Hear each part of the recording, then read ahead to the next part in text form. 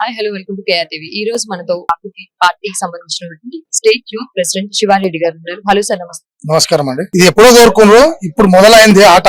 రాబోయే రోజులు ఇక పెద్ద ఎత్తున ఉంటది. ఇది మీ పార్టీ పెట్టక ముందు కేవలం శాంపిలే.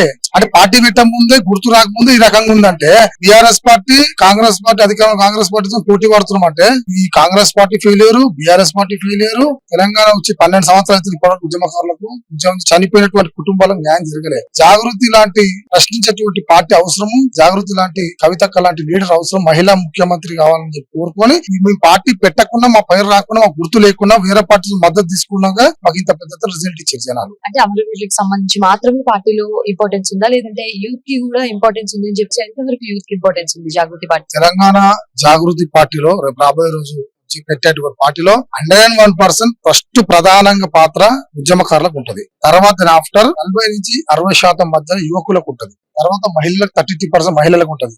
బీసీలు, ఎస్సీలు, ఎస్టీలు, రెడ్డి, ఓసీలు ఉన్నటువంటి పేదలకు ప్రతి ఒక్కరికి స్పేస్ ఉంది. ఇక్కడ అన్ని వర్గాలకు న్యాయం చేసేటువంటి జాగృతి పార్టీ.